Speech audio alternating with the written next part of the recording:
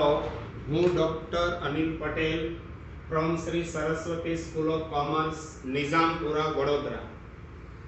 આપણે એકાઉન્ટન્સીમાં chapter number 5 ચાલે છે. આજે આપણે જોઈશું એક્ઝામ્પલ નંબર 9, પેજ નંબર છે 208. ટેક્સ્ટ બુકમાં 8 માર્ક્સનો એક્ઝામ્પલ છે. એના માટે પહેલા બનાવવાનું પુનઃમૂલ્યાંકન ખાતું, પછી બનાવવાનું ભાગીદારોના મૂડી ખાતા, રોકડ ખાતું, છેલ્લે બનાવવાનું પાકું સરવૈયું સોનુના પ્રવેશ બાદનું. મેં પાકું સરવૈયું ડ્રો એટલે નથી કર્યું કે મારે અહીંયા થોડી ગણતરી કરવાની છે, એટલા માટે જગ્યા રાખી છે. ચાલો પહેલા પૂરો એક્ઝામ્પલ આપણે સમજવાની ટ્રાય કરીશું, પછી પૂરો એક્ઝામ્પલ હું તમને બોર્ડ પર કમ્પ્લીટલી કરીશ. ધ્યાન અહીંયા આસ્થા અને આહના પેજ નંબર 208 પર એક્ઝામ્પલ નંબર 9 બરાબર જુઓ ટેક્સ્ટ બુકમાં. આસ્થા અને આહના એક પેઢીના ભાગીદારો છે. 31/3/17 ના રોજ તેમની પેઢીનું પાકું સરવૈયું નીચે મુજબ હતું. પહેલું છે મૂડી. કઈ લખાય? મૂડી ખાતામાં જમા. અહીંયા લખાય મૂડી બા આલા. સેકન્ડ કામદાર વળતર ભંડોળ.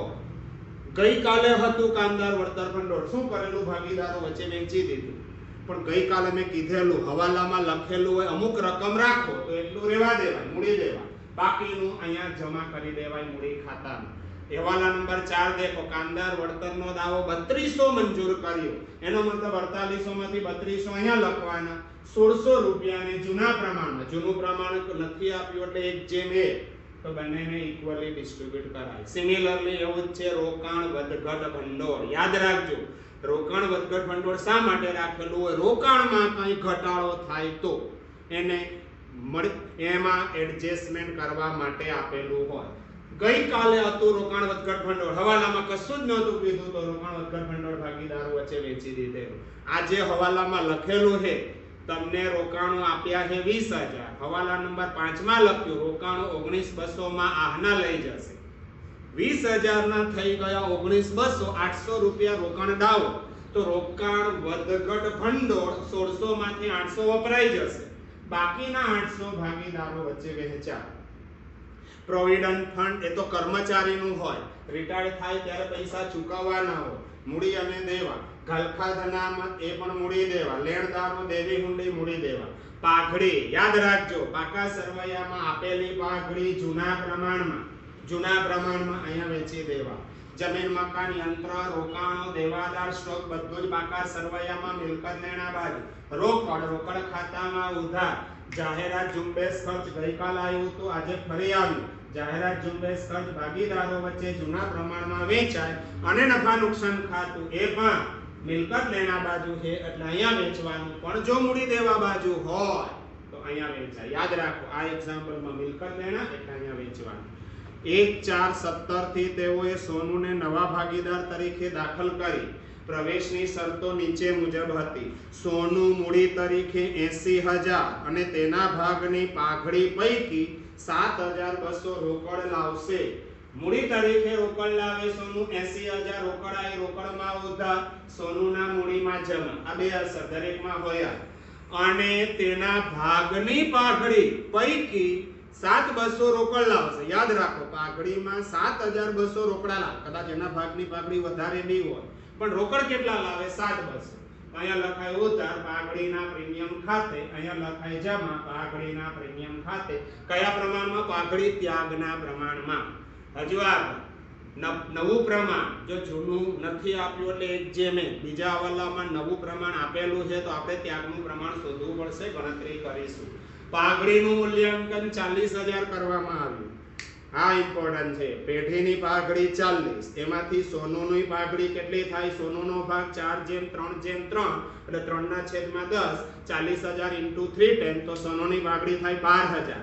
12000 માંથી 7200 રોકડા લાવે છે તો રોકડા કેટલા નથી લાવતી? 4800 ની આમનોંધ કરવી પડે. યાદ રાખજો. કામદાર વળતરનો દાવો એ તો પહેલેથી થઈ ગયું છે. રોકાણો 19200 માં આહના લઈ જાય. રોકાણોમાં પણ ઘટાડો કરીને પછી આહનાને આપી દઈશું. રોકાણો પર મળવાનું બાકી વ્યાજ. મિલકત વધી 2400. મિલકત વધે નફો પુનઃમૂલ્યાંકનમાં જમા. લેણદારની લખેલી દેવી હુંડી 2000 સ્વીકારેલ જે ચોપડે નોંધેલ નથી આપણે નોંધી દઈશું. લેણદારમાંથી લેસ થાય, દેવી હુંડીમાં પ્લસ થાય. જમીન મકાનની ચોપડે કિંમત તેની બજાર કિંમત કરતા 20% ઓછી છે. આની ગણતરી કરવી પડે. ધારો કે બજાર કિંમત હોય 100, 20% ઓછા તો ચોપડે કિંમત થાય 80. જો ચોપડે કિંમત 80 તો બજાર કિંમત 100. ચોપડે કિંમત મિલકત દેણા બાજુ આપેલી છે 40,000 તો બજાર કિંમત કેટલી એટલે જમીન મકાનની કિંમત આવી જશે. ચૂકવેલ વીમા પ્રીમિયમ 4800 આવતા વર્ષના અગાઉથી ચૂકવેલ આવતા વર્ષના મિલકત દેણા મિલકત વધે નફો પુનઃ મૂલ્યાંકનમાં જમા. જરૂરી ખાતા અને પ્રવેશ બાદનું પાકું સરવૈયું તૈયાર કરો. ધ્યાન રાખજો બરાબર. હવે એક્ઝામ્પલમાં ભૂલ ના પડે એ દેખવાનું છે.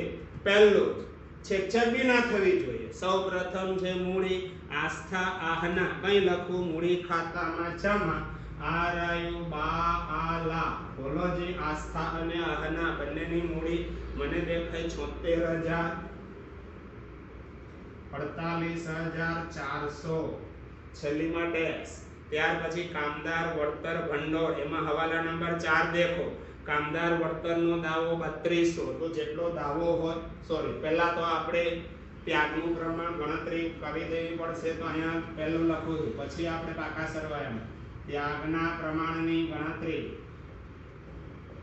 કારણ કે આપણી પાસે જગ્યા ઓછી છે એટલે બધું આ પહેલા કરી દેવું પડે. આસ્થા આહના અને સોનું. બોલો જૂનું પ્રમાણ શું દેખાય છે? જૂનું પ્રમાણ મને દેખાય 1/1 એટલે 1/2 નવું પ્રમાણ મને નવું પ્રમાણ બી દેખાય છે 4/3/3 એટલે 4/10 3/10 અને 3/10. ત્યાગના પ્રમાણનું સૂત્ર બધાને ખબર છે. ત્યાગનું પ્રમાણ = જૂનું પ્રમાણ માઈનસ નવું પ્રમાણ. સોનુનો ત્યાગ ના હોય એવું જૂનું જ ના હોય. પહેલી આસ્થા મને દેખાય છે જૂનું પ્રમાણ 1/2 માઈનસ 4/10. અહીંયા 10 છે 10 કરવા માટે * 5 તો ઉપર બી 5 5 * 1 = 5 માઈનસ 4 ડિવાઇડેડ બાય 10 1/10. પછી આહના જૂનું પ્રમાણ મને દેખાય છે 1/2 નવું દેખાય 3/10. અહીંયા 10 છે 10 કરવા માટે * 5 5 માઈનસ 3/10 મને દેખાય 2/10. ત્યાગનું પ્રમાણ આવશે 1/2. આ ત્યાગનું પ્રમાણ આવી ગયું. હવે એક બીજી ગણતરી પણ આ ગણતરી તમે જોઈ લીધી. આ તો બધાને હવે આવડી જ ગઈ. આ ગણતરી ઉડાવી દઉં છું કારણ કે મારી પાસે જગ્યા ઓછી છે એટલા માટે મારે સેટલમેન્ટ કરવું પડે. હવે ધ્યાન આય હવાલા નંબર તમારે હવે જોવાનો છે 3. પેઢીની પાઘડી કેટલી આપી છે? પેઢીની પાઘડી મને દેખાય ₹40,000 દેખાય 40,000 હવાલા નંબર 3 માં આપી છે. તેથી સોનુની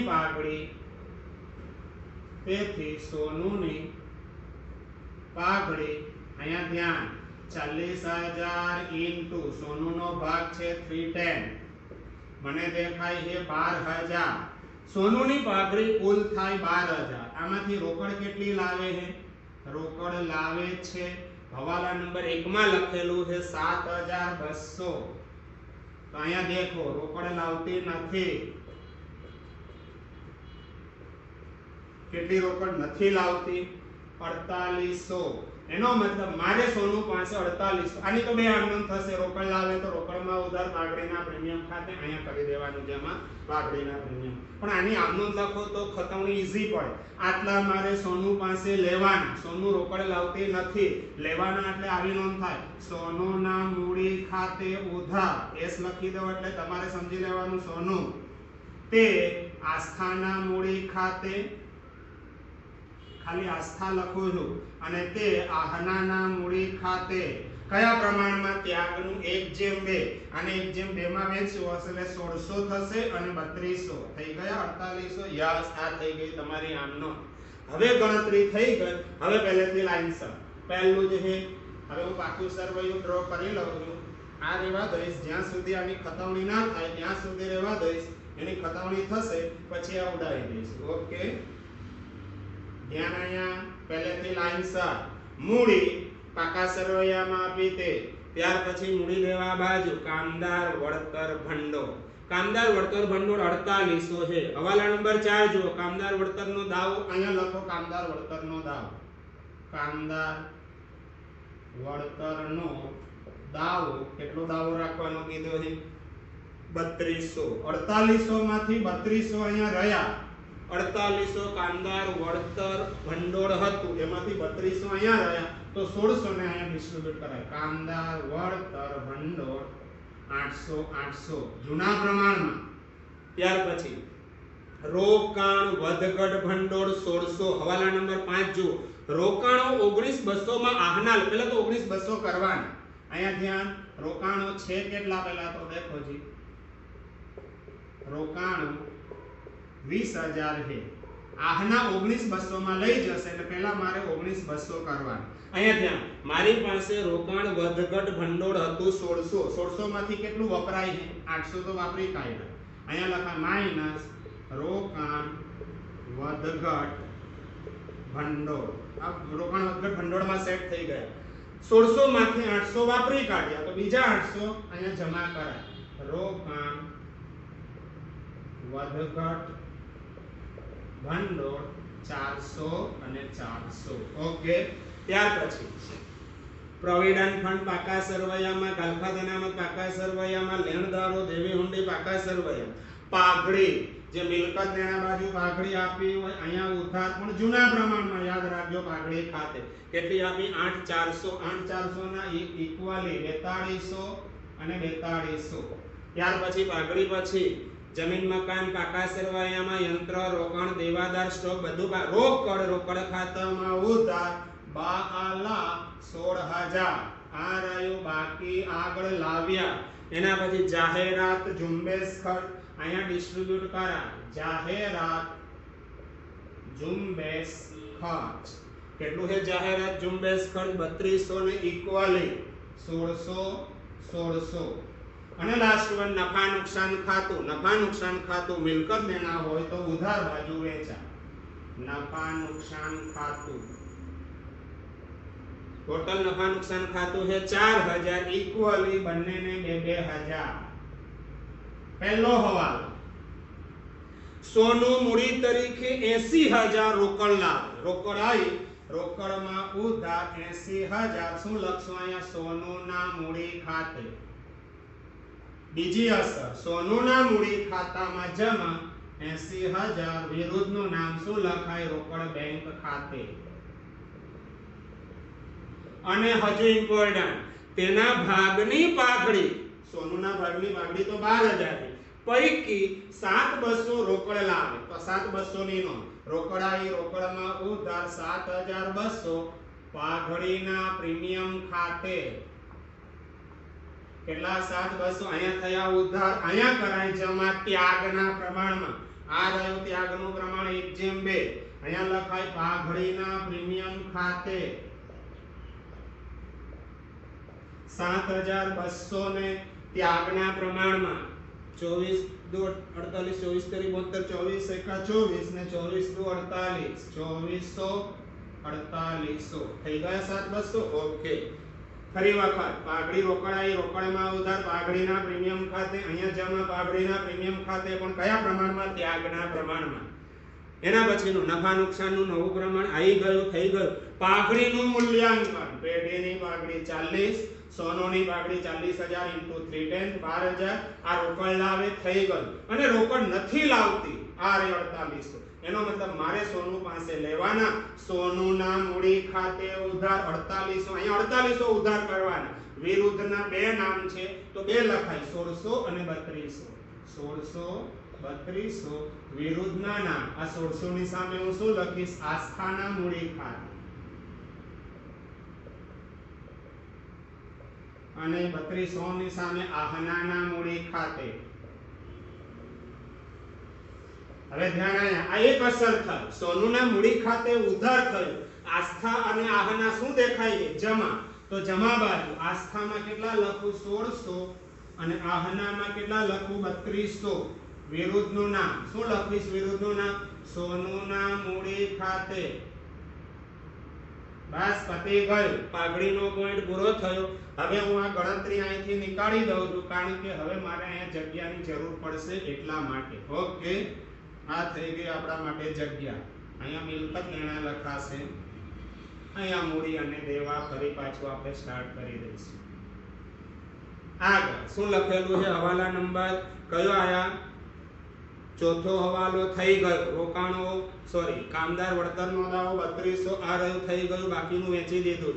રોકાણો 19200 માં આહના લઈ જશે. પહેલા રોકાણો 20 હતા, 19200 તો હું કરી ચૂક્યો છું, માઈનસ આહનાના મૂડી ખાતે, આહનાના મૂડી ખાતે 19200, તો આઉટર કોલમ થઈ ગયા 0, અહીંયા થઈ ગયા આહનાના મૂડી ખાતામાં ઉધાર 19200, લખાઈશું વિરુદ્ધનું નામ રોકાણો ખાતે, રોકાણો ખાતે.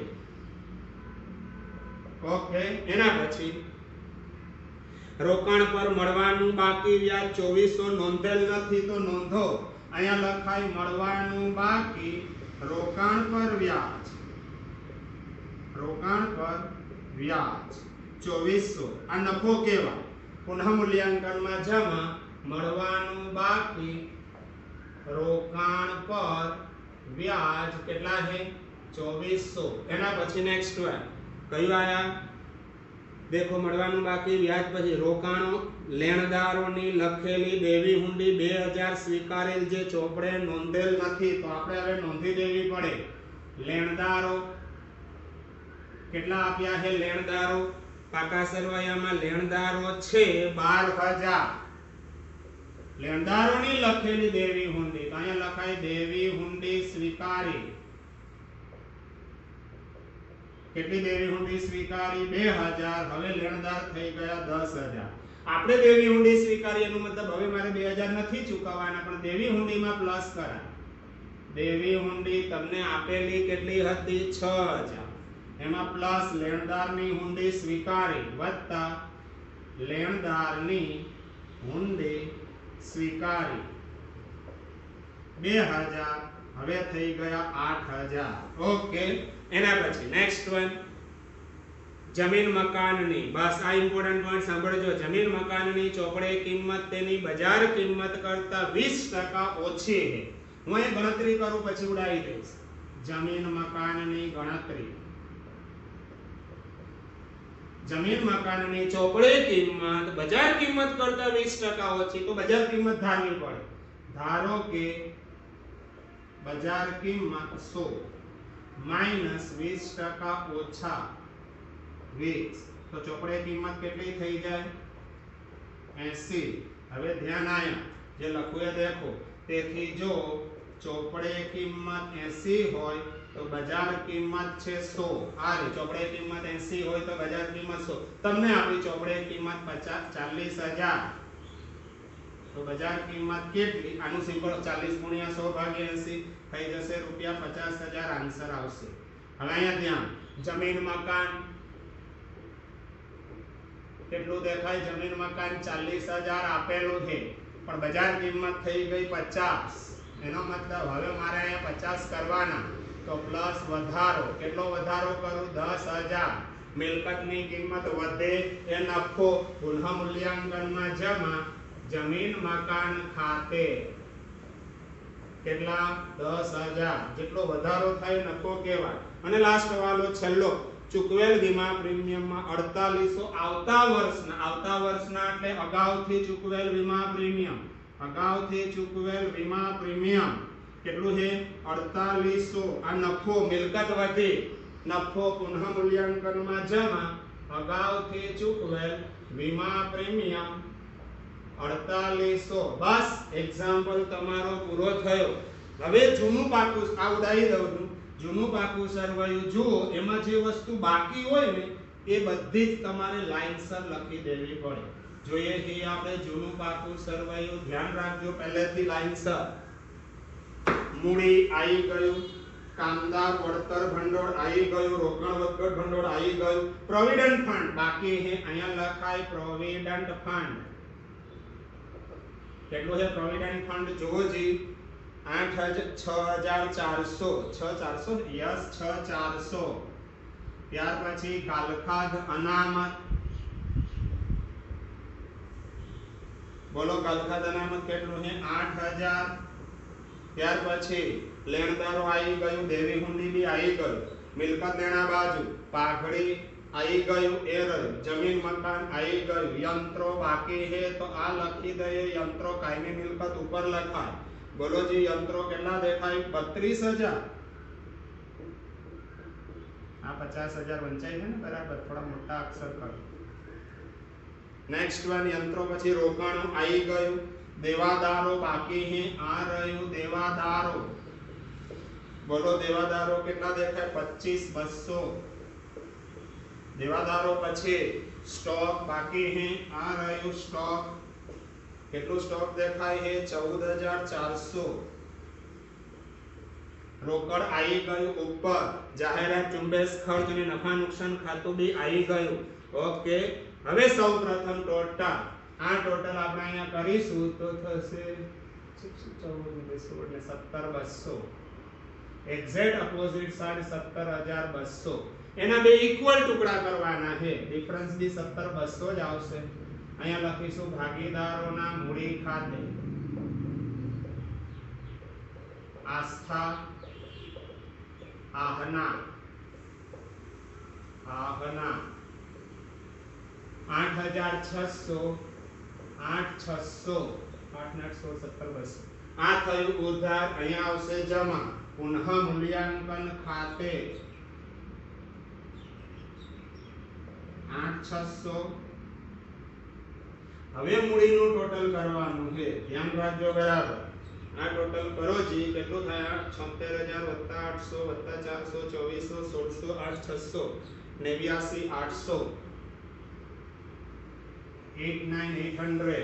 આહના 800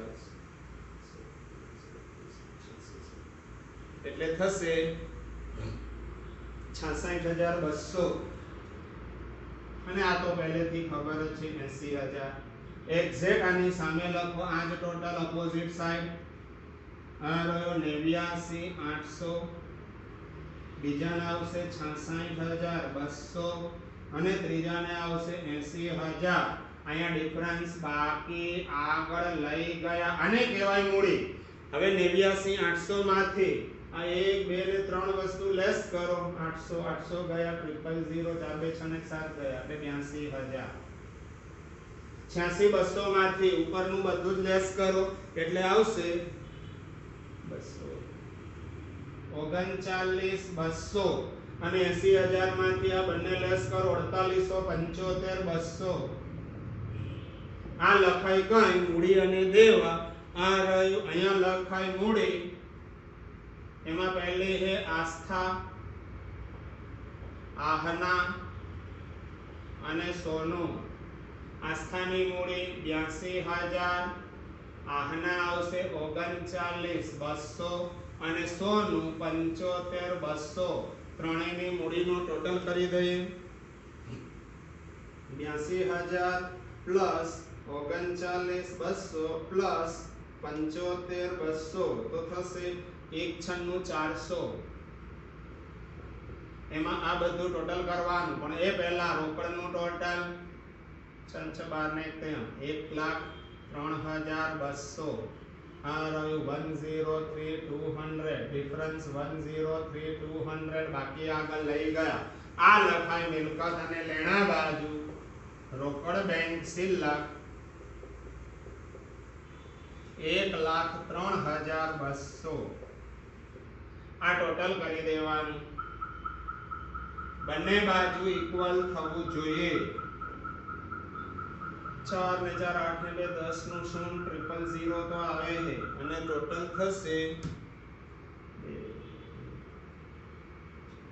232. આ બાજુ બી 232 જ આવવા જોઈએ. આવતા જ હોય એટલે જાતે ટ્રાય કરવાની. એક્ઝામ્પલ તમારો થયો પૂરો. બધાને આમાં કમ્પ્લીટલી ખબર પડવી જોઈએ. આજે પાઘડીનો બહુ ઇમ્પોર્ટન્ટ પોઈન્ટ હતો એટલે ખાસ ધ્યાન રાખવાનું. Okay, bye bye. આનાથી આગળનો ક્વેશ્ચન હવે આપણે જોઈશું નેક્સ્ટ લેક્ચરમાં. Okay, bye bye.